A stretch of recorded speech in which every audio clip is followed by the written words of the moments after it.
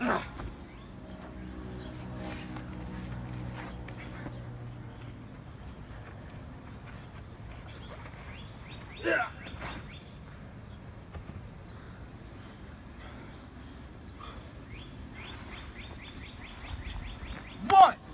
two. How do you feel about losing the match against Kyle Bulldozer Lee? I only lost because of a simple mistake. I would have beaten him. You saw me. I had his number, but I just decided to jump off like an idiot, and I lost. That was my mistake. That was nothing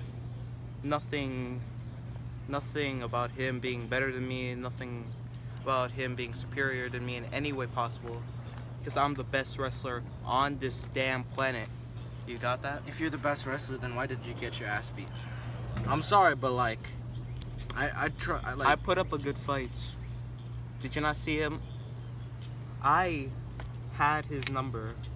I kicked him multiple times in that match. I even kneed him. I stunned him. That was sexy though.